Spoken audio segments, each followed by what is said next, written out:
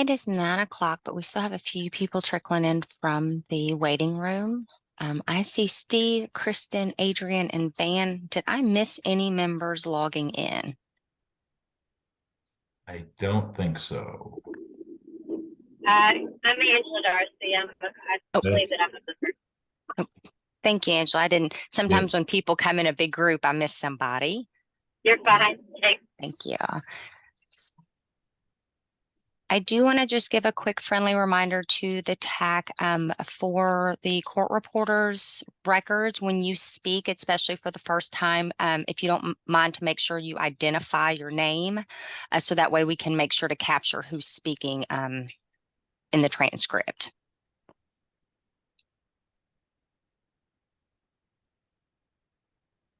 It looks like Brandon is logging in.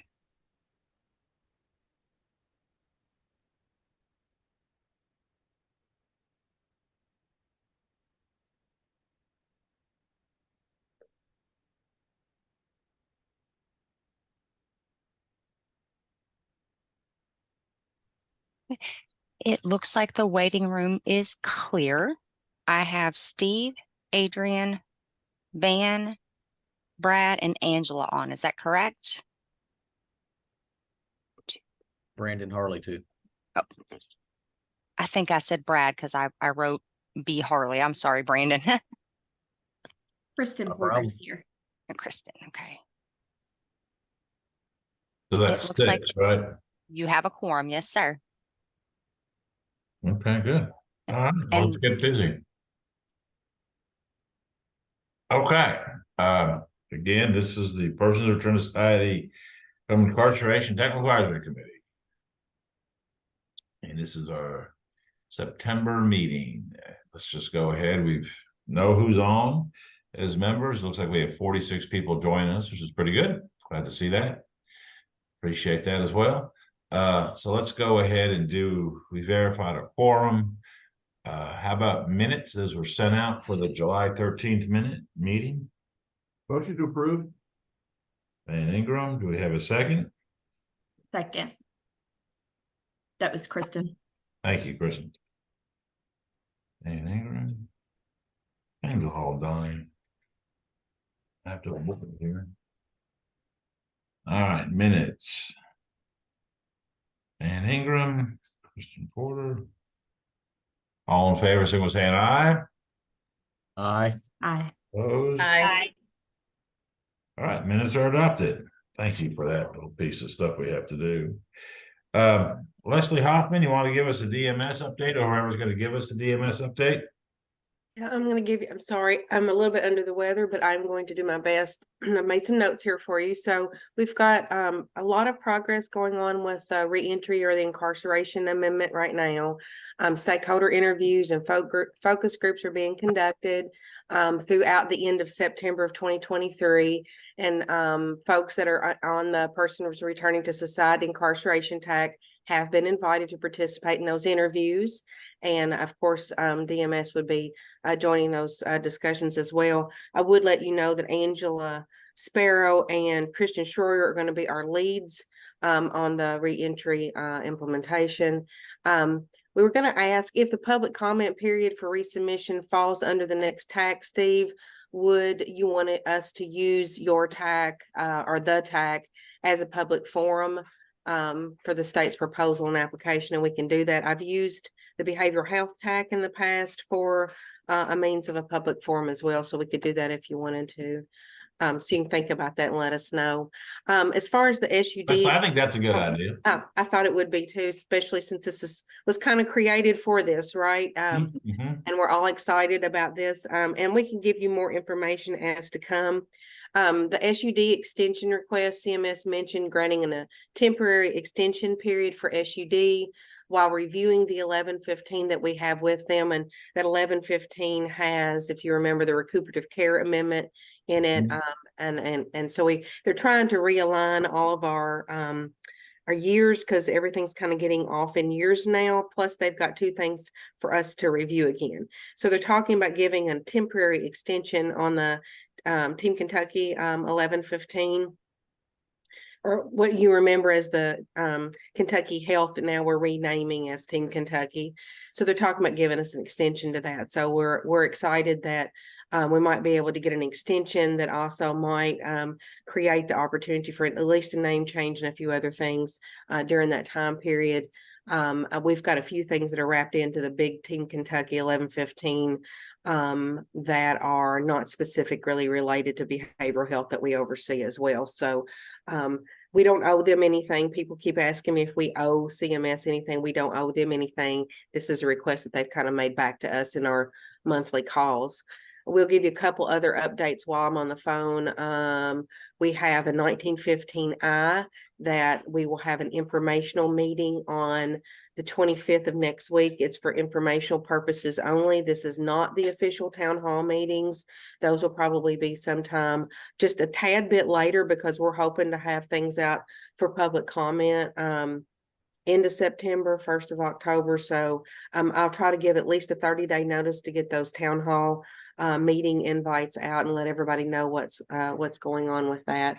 The 1915I is actually a state plan amendment, not a waiver, and it is a companion to our 1115 SMI waiver. So I know there's a lot of acronyms going on there, and those numbers probably mean not much to anybody, except that it gives us the authority to think outside the box and to treat folks or treat particular situations that we've never been able to look at before. So it's very exciting, and I hope everything works out for us. So yeah, And like that's again focusing on the SMI population. yes, now the SMI 1115, again, Angela Sparrow is on with me. The 1115 No, I mean the waiver. 1915 Okay, yes, the 1915 actually also has some housing supports components, and it's more than just SMI. It can also cover all behavioral health like SUD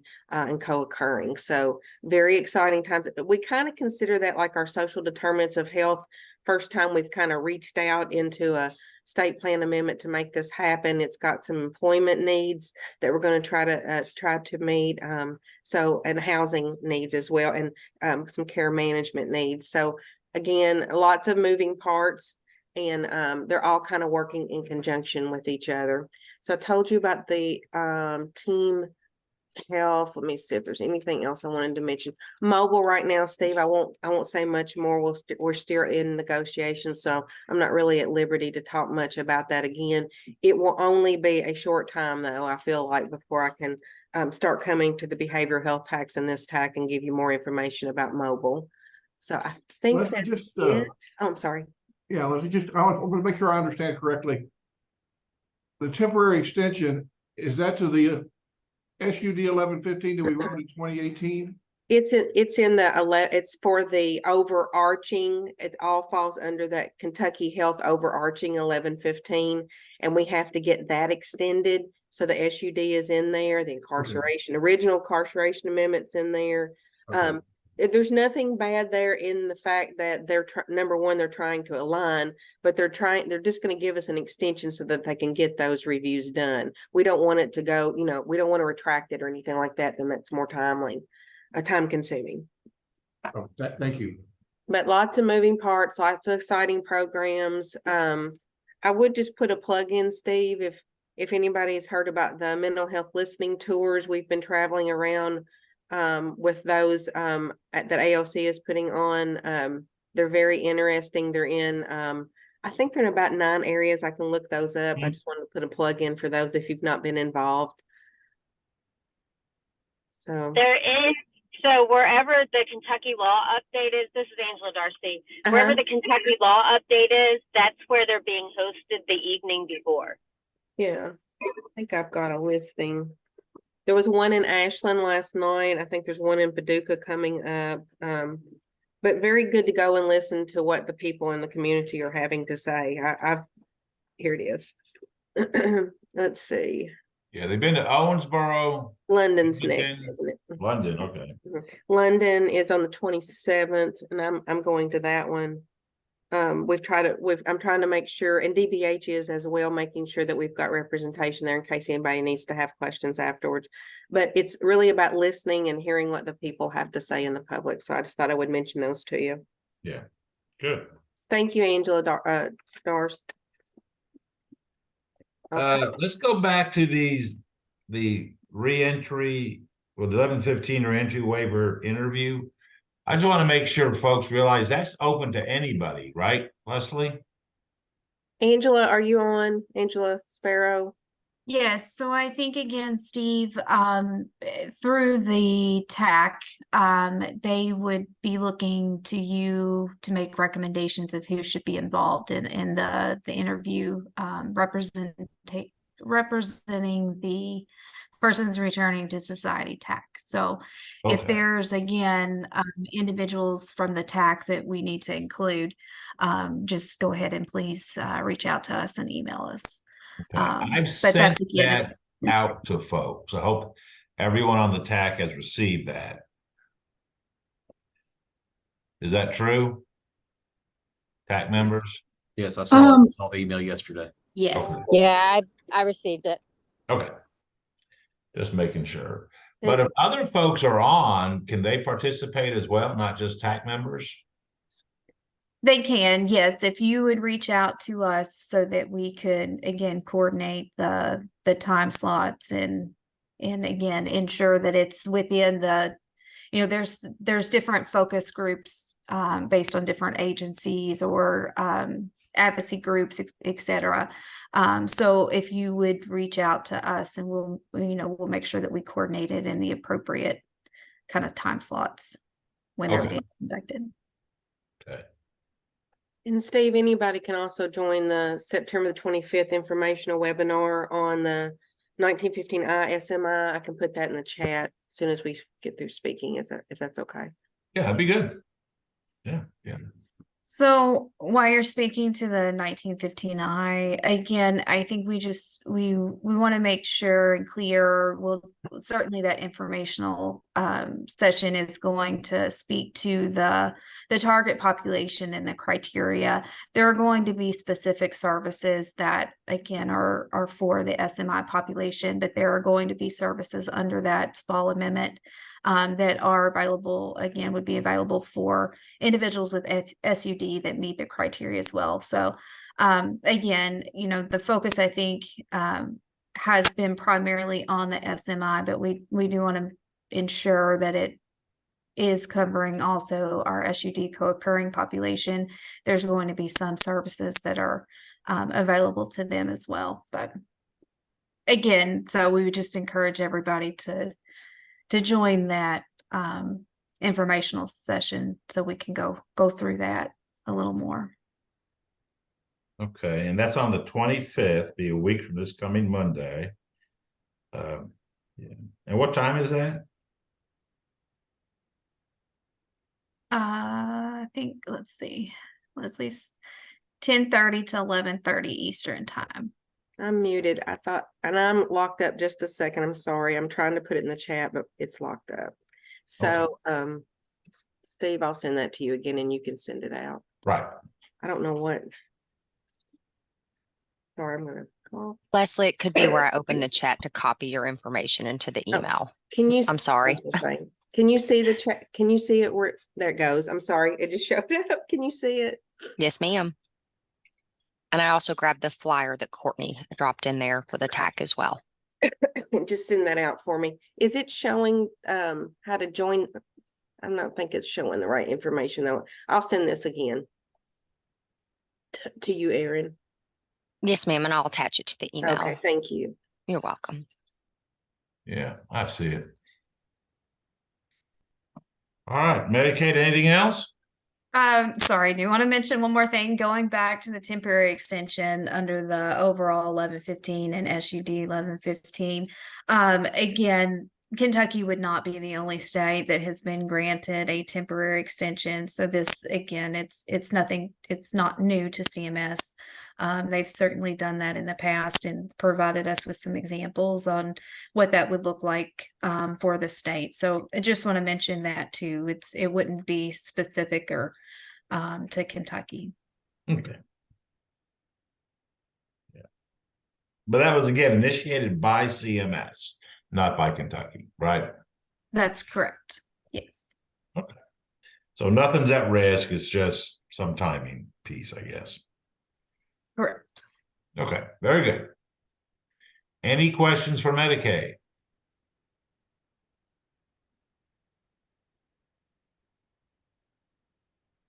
Hey, Steve, I do have a question, and I don't know, Angela or Liz, I don't know if either one of you all are the ones necessarily to ask this, so you might not be. But at the DOC level, our commissioner and a few of us responded saying that, you know, we could meet and do like the waiver interview, to really kind of have those conversations. And we responded and said we could meet this past Tuesday, the 12th, but we never got a meeting invite. Do you know what we need to do to make sure that we can have that discussion? Or Absolutely, Kristen. We'll take it back and follow up. So Myers and Stoffer is helping us kind of coordinate some of those efforts. okay, So they are working directly with us. Okay. So I'll follow back up with them and make sure absolutely we'll get some additional dates okay, together and definitely get that scheduled. okay, thank you. You're welcome. Thanks for mentioning.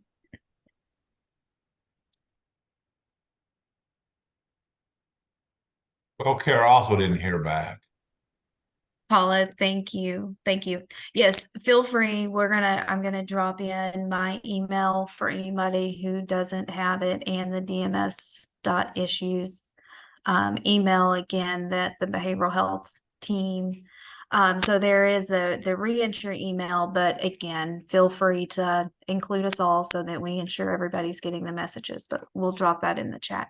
Yeah, So any concerns like that, please let us know. right. Yeah. So I don't know if I did it yesterday. I haven't heard back. I didn't expect to hear anything, but I don't know. But just maybe there's some glitch with the system. So, all right. Anything else from Medicaid? It's good information.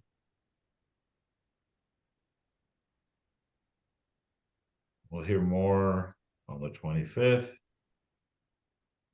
And hopefully soon on the mobile crisis.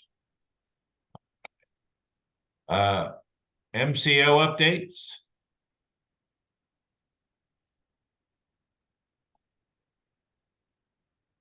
Etna? Hey, can you hear me? There's a lawn mowing happening. Yes. Okay. Well, this is Courtney Ham from Aetna. I think I'm the only one here from Aetna today. And I just wanted to report that yeah, we are trying to participate in those conversations. So we did respond back. I responded again to the doodle poll yesterday, so hopefully that'll get us together, because some of our leadership wanted to join as well. And that's about it for updates. We have had, you know, a trickle of referrals and things like that. But we are excited to hear about all the movement with these waiver updates. Thanks, Courtney. Anthem. Hey, Steve. Good morning. This is David Crowley with Anthem. We continue to work along with the reentry population with our dedicated case manager, as well as our empowerment team, working with the SDOH needs. And very few referrals since our last meeting. No issues to report. And like everyone else has mentioned, looking forward to the involvement with the 1115 feedback sessions. All right, very good. Thank you, David. Yep. Any questions? This will be a better conversation when we actually have something to talk about, in my opinion. Look forward to it. Yeah. All right. Humana. Good morning, everyone. This is Kelly Bendor from Humana. I just have a couple of quick updates regarding our reentry program. We also have a dedicated care manager who works with all those members that are returning to society or designated from the departments. We also have had a slight decrease in our referrals over the last quarter. Quarter two, we actually had 9 released members. And so far in quarter in quarter 3, we've only had 6. So out of those 6, we have successfully engaged 2, and then we received 2 last week. So we're still in the process of trying to outreach them and trying to get them engaged in our care management program. We continue to look for opportunities just to kind of meet our members in the community. Like I know I've mentioned several times before, we are field-based. So we would really like to be able to, meet them where they're at and in the community and help them reduce any barriers that they have. And we're also participating in the interviews. I know we've set up a date, but I don't believe we've got invites either yet. So that's it for my part of the Ranger program. I'm going to pass it over to Leslie Clements to share some more updates from Humana. Okay, thank you. Thanks, Kelly. So as Kelly mentioned, we really do try to meet people where they are. So we've got several community health workers and also our community engagement team that has been attending several expungement clinics. We've done that in Jessamine County. We've done that in Georgetown, Scott County. And then we also have attended several resource fairs. We did that at the Blackburn Correctional Complex. They had a job and resource fair back in July, and we attended a similar resource fair in August. And then we really try to stay in constant contact with the Roterer and the women's correctional facilities to meet anybody that's going to be released in the next 30 days to make sure that they understand their options. So we really appreciate those opportunities. Thank you. What about passport? Hello, I'm Nicole Yates, the AVP of Growth and Community Engagement. Are we able to share? May I share my screen? Give me just a second, Nicole. Okay.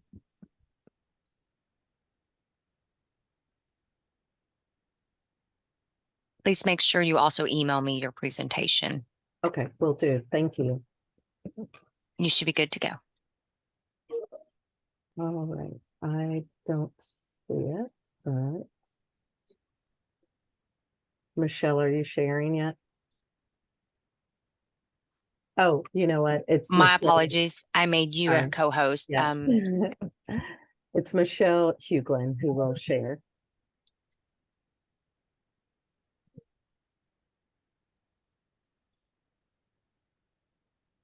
Sorry about that. I should have made that clear. No worries. All good. All good. Okay. She should be able to share now.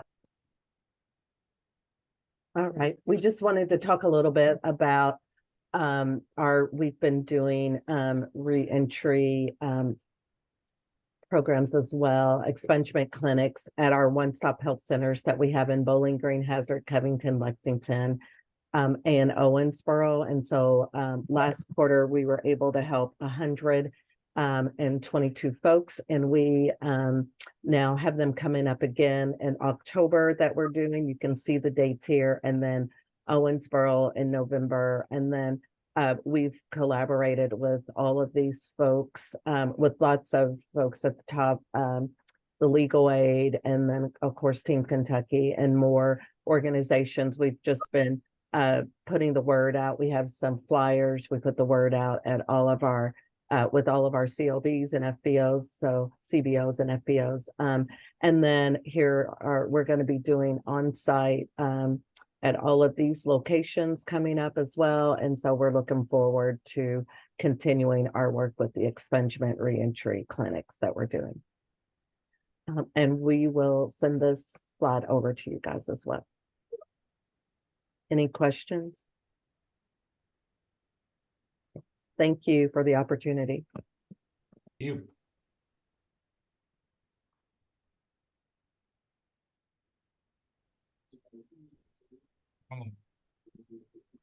United.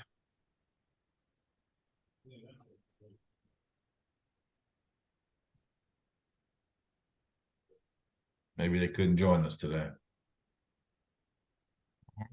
Let's go on to WellCare.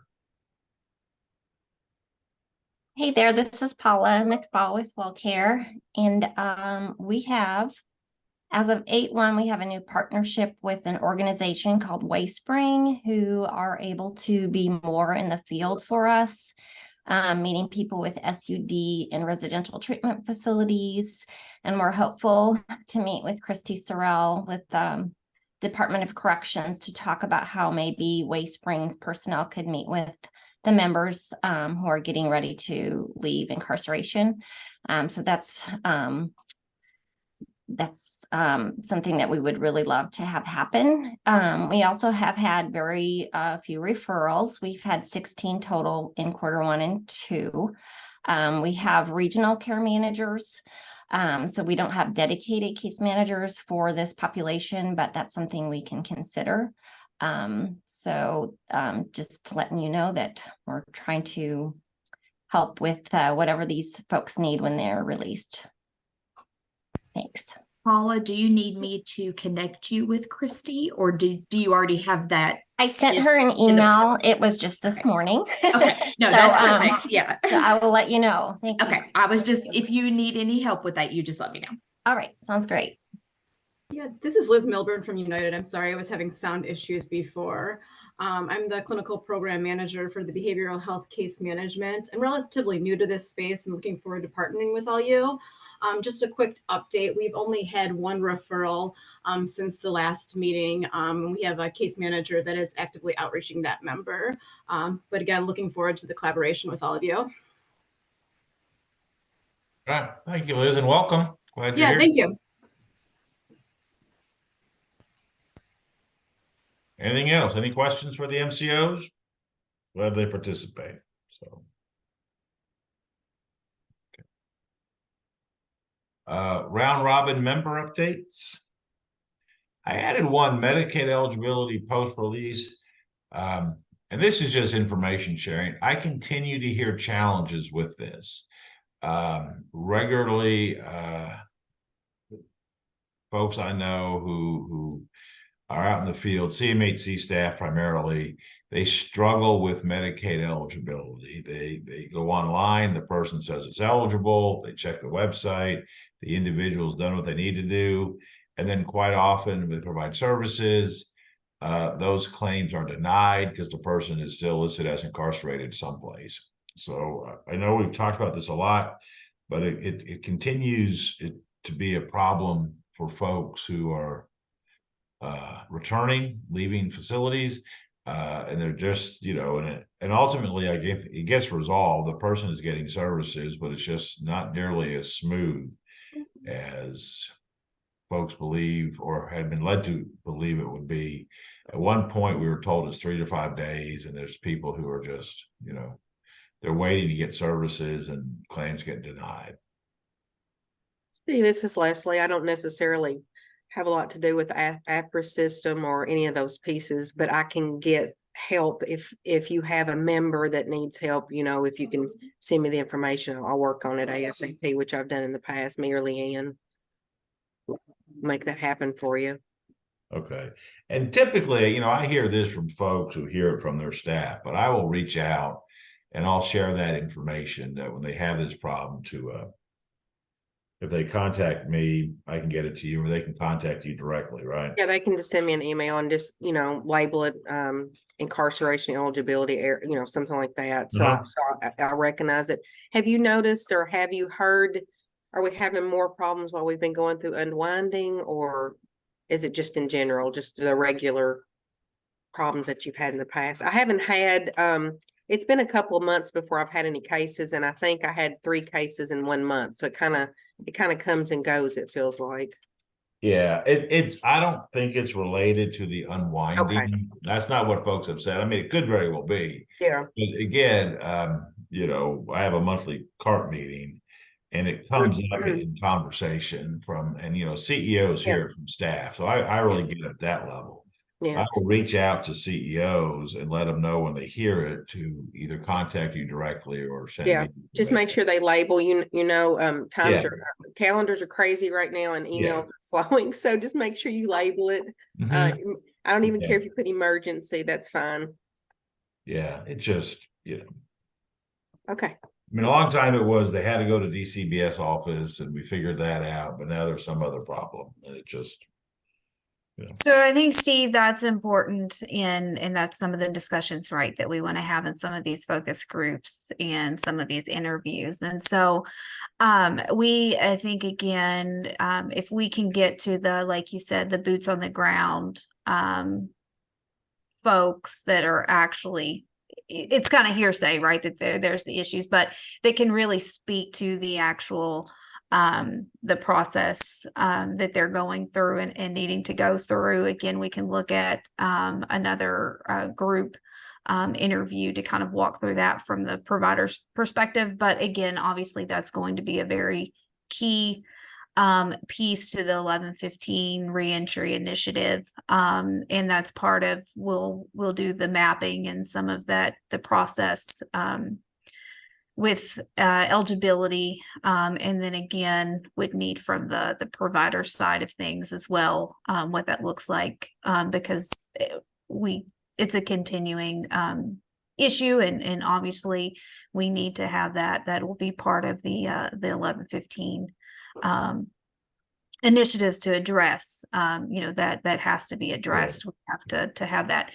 And so again, that will be part of more of the planning down the road, but we definitely need to have some of that ahead of time. So that again, important. Those are the kind of questions and things and feedback that we'll need in those interviews. Yeah. And I've shared with folks, once this happens, there's actually eligibility prior to leaving. They'll get some services. Hopefully that helps address this problem as well, right? That's correct. That's the intent, is that for those individuals, they are already Medicaid eligible and active and receiving services prior to.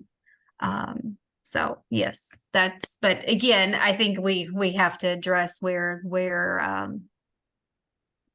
through the current process, right, in order to ensure that that's even happening prior to. So, but that'll be a big component in certainly things that we'll need to hear in those discussions. All right, great. Thank you. All right, other folks, other members, any issues you want to raise or need to raise? Just a couple of announcements, Steve. Later today at 1 o'clock, Senate Bill 90, the Behavioral Health Dismissal Program, we'll have our meeting just kind of to update on where we are and what we're doing. I know right now we're up in Letcher, Clark, Madison, Christian, Hopkins, and Pulaski. I think with Davis, McCracken, and Greenup to come on soon.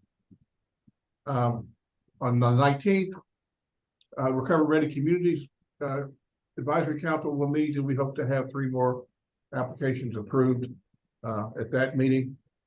And finally, the Opioid Abatement Commission is sponsoring a 2-day opioid abatement summit at the Central Bank Convention Facility on October the 9th and 10th. If you go to the Attorney General's website, you can find the information there. Would encourage anyone that can attend to please do so. That'll be in Lexington, right? Right. Yeah.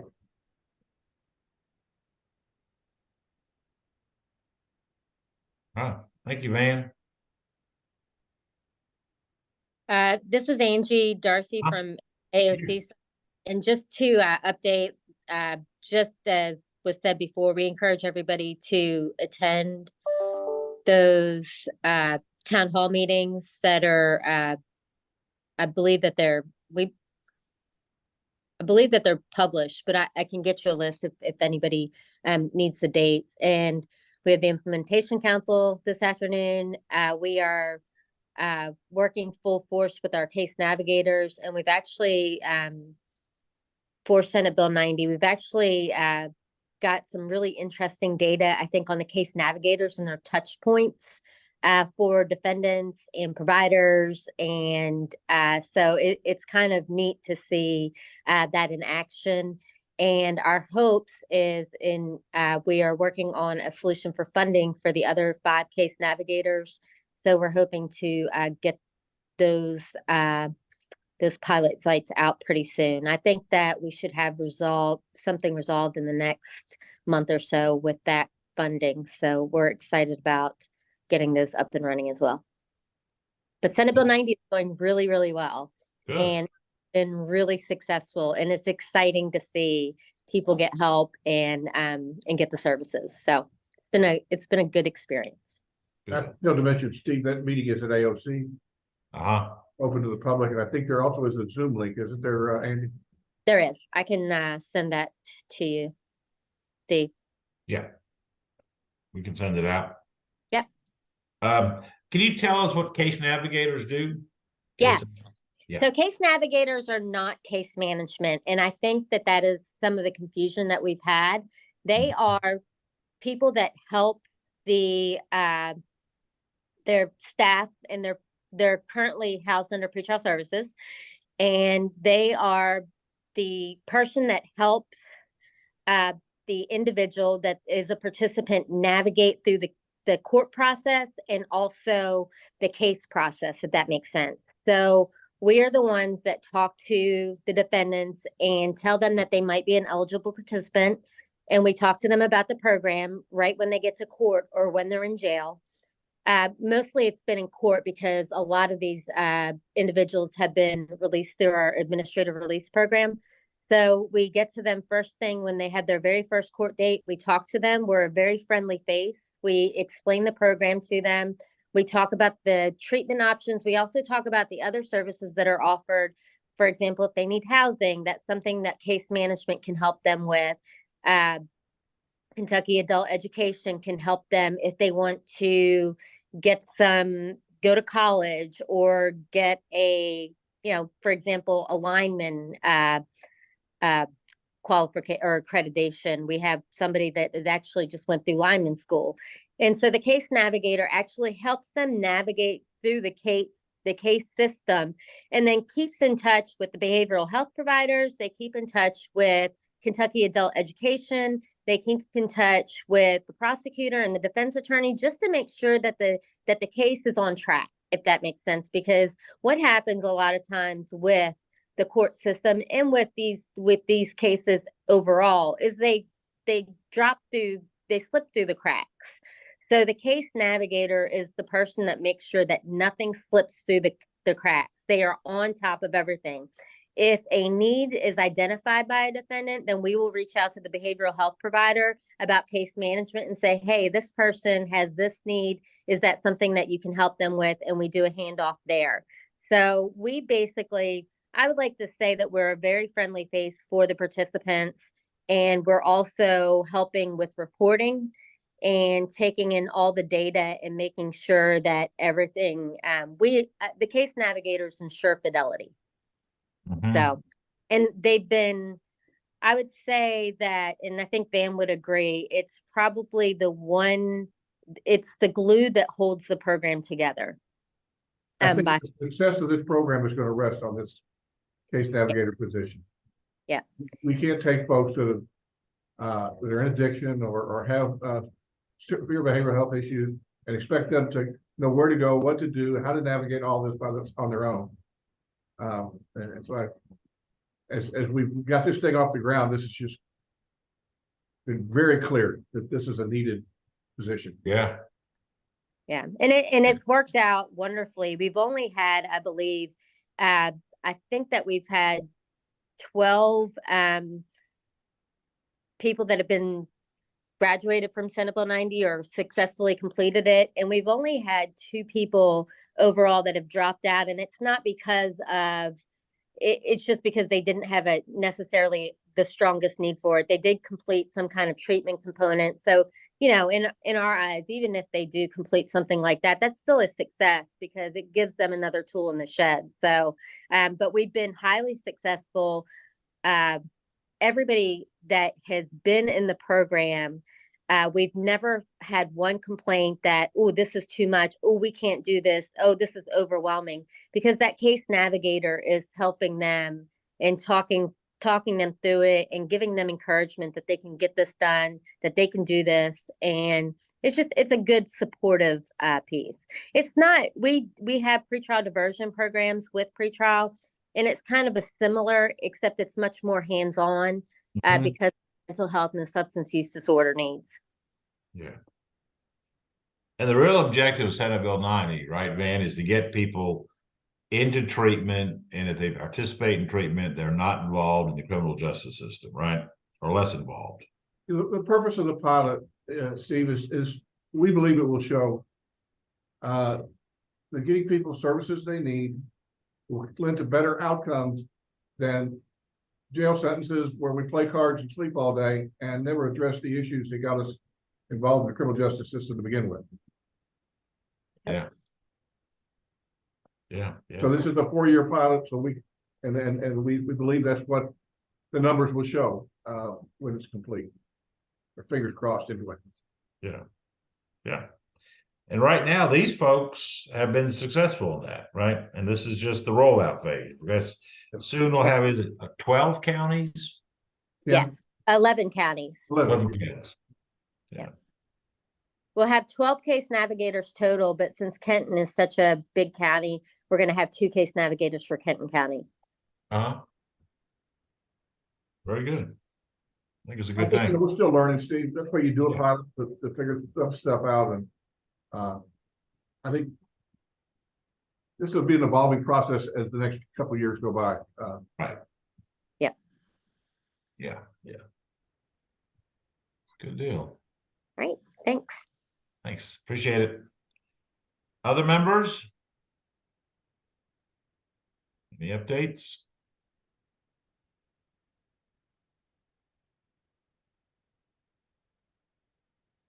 Any future agenda items you want included?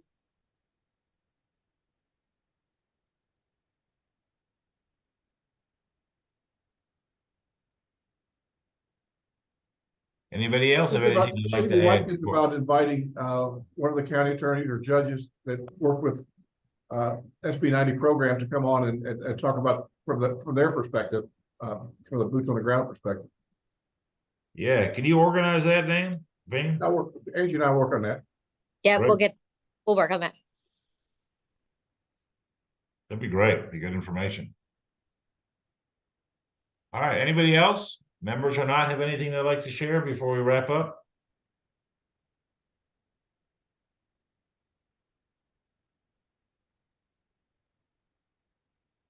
Okay. Our next meeting, November 9th, 9 a.m. Thank you all. Y'all have a great day. Appreciate it. Thank you. You too, Steve. Yeah, bye-bye. Thank you. Thank you. Everybody have a great day.